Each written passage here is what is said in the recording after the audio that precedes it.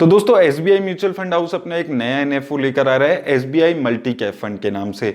तो सबसे पहले मैं आपको ये बता देता हूं कि एनएफओ होता क्या है। एनएफओ की फुल फॉर्म होती है new fund offer.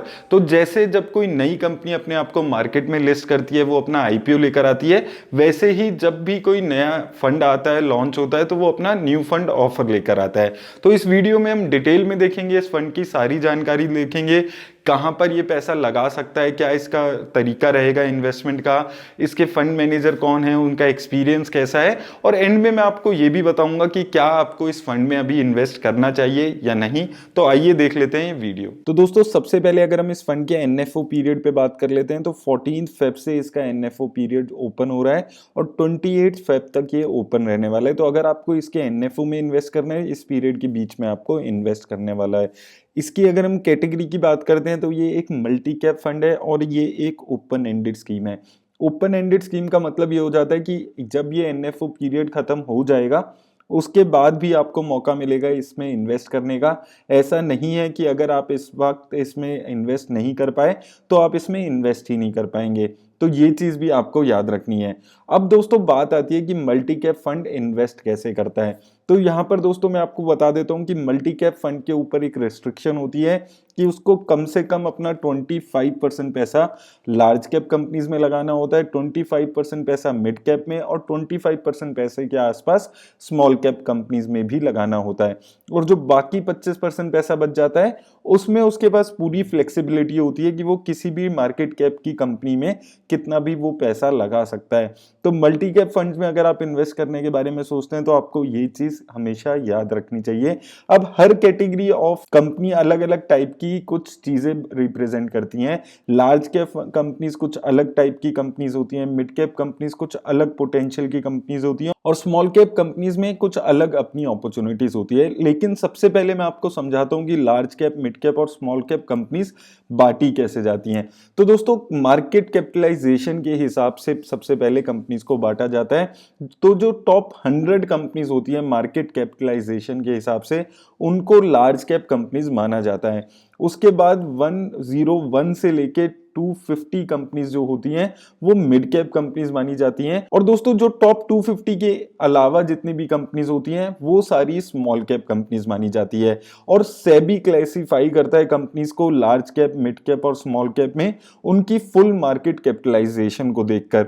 Full market capitalisation कैसे निकाली जाती है वो यहां पर आपको देखने को मिल रहा है। कंपनी की जितनी भी प्राइस चल रहा है शेयर का और उनके जितने भी आउटस्टैंडिंग शेयर्स मौजूद हैं उसको मल्टीप्लाई करके मार्केट कैप एलोकेशन यहाँ पर निकाली जाती है। मार्केट कैप एक्चुअली में कंपनी का निकाला जाता है और ये जो चीजें हैं इसको हर 6 महीने में अपडेट किया जाता है, रिव्यू किया जाता है और डिसाइड किया जाता है कि लार्ज कैप, मिड कैप और स्मॉल कैप कंपनीज की कैटेगरी को बदला जाता है। तो ये चीज आपको याद रखनी है लार्ज कैप, मिड कैप और स्मॉल कैप के बारे में।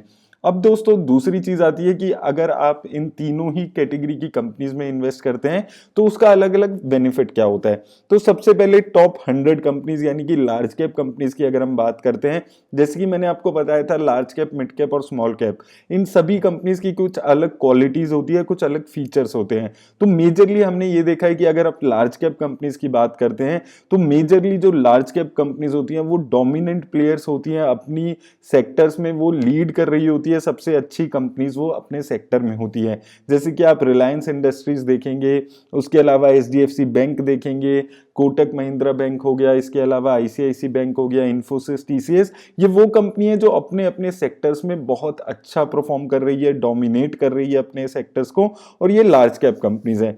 इनके जो बिजनेस के ट्रैक रिकॉर्ड होता है वो बहुत अच्छा होता है, पिछले कई सालों से ये काफी अच्छा परफॉर्म कर रही होती है, तभी ये धीरे धीरे लार्ज कैप कैटेगरी की कंपनीज बनी होती है। और अगर आप इनमें काम करते हैं, इनमें आप ट्रेड करते हैं, तो यहाँ पर लिक्विडिटी की आपको कोई प्रॉब्लम नहीं होती, आपके पास अच्छी खासी ट्रेडिंग वॉल्यूम होती है, क्योंकि जो मेजर यहाँ पर कंपनीज होती है वो लार्ज कैप में ही ट्रेड करते हैं।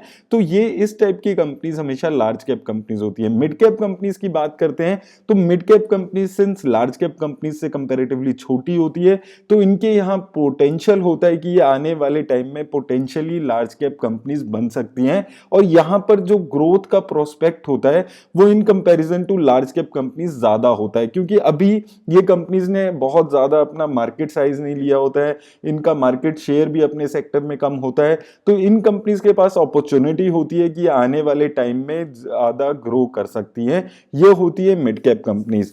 स्मॉल कैप कंपनीज कौन सी होती है? Small cap companies potential multi beggars company भी आप बोल सकते हैं। इनमें से ही काफी सारी कंपनी बनकर आगे चलकर मल्टी बैगर कंपनीज बनती है, लेकिन यहाँ पर वॉलेटिलिटी आपको बहुत ज्यादा देखने को मिलती है और इनके जो शेयर्स है उनमें वो थोड़े इलिक्विड भी होते हैं, यानी कि हो सकता है कि यहाँ पर अपर सर्किट लोअर सर्किट आपको ज्यादा देखने को मिलता हो, तो वो चीज आपको याद रखनी है। तो ये 3 टाइप की कंपनीज होती हैं और इनके large cap mid cap small cap के होने के हिसाब से ही इनकी जो फीचर्स हैं जो वो भी यहां पर बदल जाते हैं। अब दोस्तों जैसे कि मैंने आपको बताया था कि इन सारी कंपनीज के अलग अलग फीचर्स होते हैं, लार्ज कैप मिड कैप और स्मॉल कैप।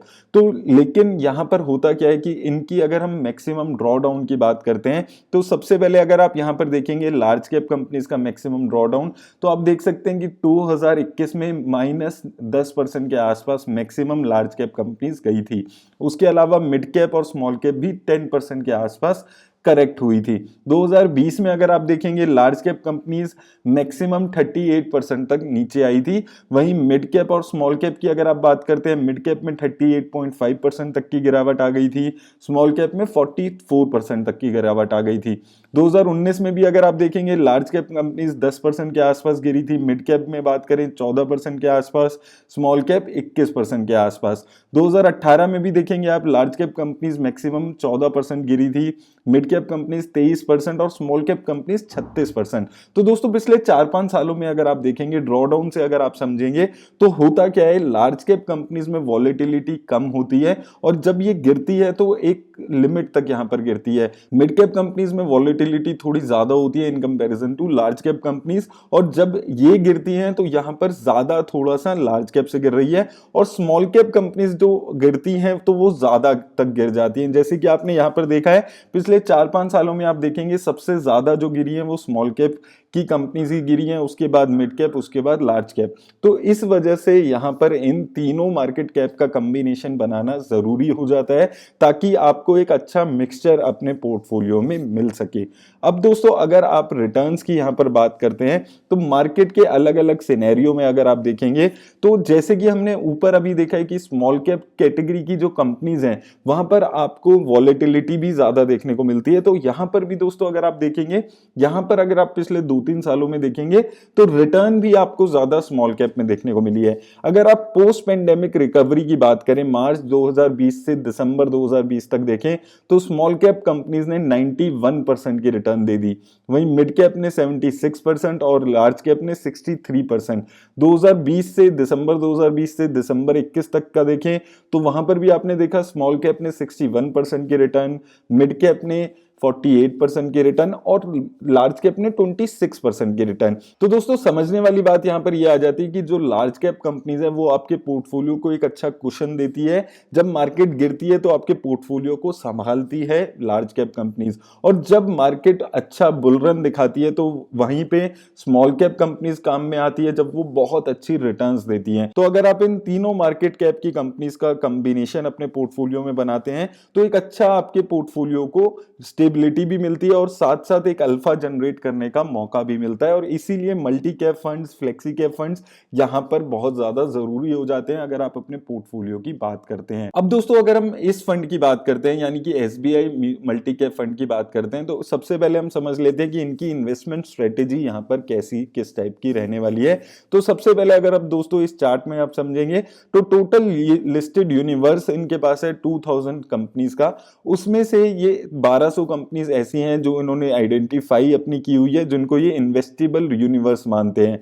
उसमें से दोस्तों 350 कंपनीज हैं जो एक्टिवली ये कवर करते हैं, जिसमें ये फंडामेंटल्स को देख रहे हैं रेगुलरली, उनकी स्क्रीनिंग कर रहे हैं, मॉनिटरिंग कर रहे हैं, डिटेल एनालिसिस रिपोर्ट यहां पर बन रही है, टारगेट प्राइस सेट किए जा रहे हैं और एनालिस्ट की रिपोर्टिंग भी वहां पर की जा रही है। तो इन कंपनीज में से ये यहां पर अलग अलग कंपनी सिलेक्ट करेंगे और उसमें से जो इनके हाई कन्विक्शन आइडियाज निकल के आएंगे उनको ये ये यहाँ पर चूज करने वाले हैं और उसके बाद जो फंड मैनेजर है उसकी कन्विक्शन के हिसाब से यहाँ पर कंपनीज को पोर्टफोलियो में ऐड किया जाएगा।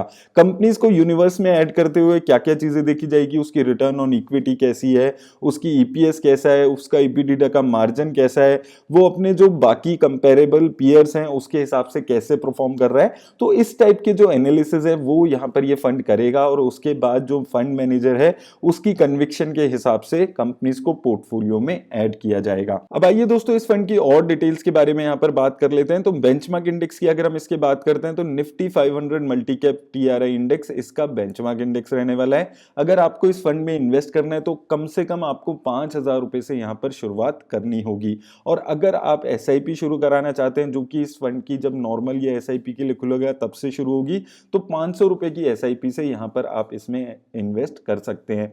एग्जिट लोड की अगर दोस्तों हम बात करें तो अगर आपने अपना डाला हुआ पैसा 1 साल के बाद निकाला तो आपको कोई एग्जिट लोड यहां पर नहीं देना होगा।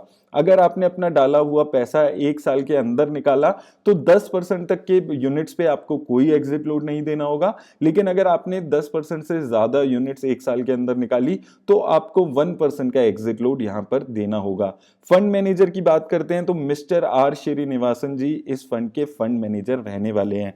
तो अब दोस्तों अभी सिंस आपको ज्यादा इस फंड के बारे में नहीं पता तो मैं एक बार आपको ये बता देता हूं कि जो इसके अभी फंड मैनेजर रहने वाले हैं वो अभी कौन से और फंड्स को यहां पर मैनेज कर रहे हैं। तो दोस्तों अगर हम यहां पर आर श्रीनिवासन जी की बात करते हैं तो ये एसबीआई म्यूचुअल फंड के साथ मई 2009 से जुड़े हुए हैं। इनको लगभग 19 ईयर्स का एक्सपीरियंस है। और अगर आप अभी की बात करें करंटली ये कौन कौन से म्यूचुअल फंड हैंडल कर रहे हैं तो आप देख सकते हैं SBI flexi cap fund, SBI magnum global fund, SBI small cap fund और उसके साथ साथ एसबीआई फोकस फंड जैसे फंड्स को ये अभी करंटली मैनेज कर रहे हैं। तो अगर आप एक्सपीरियंस की बात करेंगे तो काफी अच्छे अच्छे फंड्स ये ऑलरेडी एसबीआई म्यूचुअल फंड के लिए मैनेज कर रहे हैं। और दोस्तों अगर आपको भी टिकर टेप ऐसे यूज करना है तो लिंक मैंने टिकर टेप का आपको डिस्क्रिप्शन में दे दिया है। अब दोस्तों बात आती है कि क्या आपको एसबीआई मल्टी कैप फंड में अभी इन्वेस्ट करना चाहिए या नहीं। तो दोस्तों देखिए अभी ये फंड नया है, अभी ये फंड लॉन्च होने वाला है और अभी हमें नहीं पता कि ये फंड किस सेक्टर में किन कंपनीज में इन्वेस्ट करने वाला है।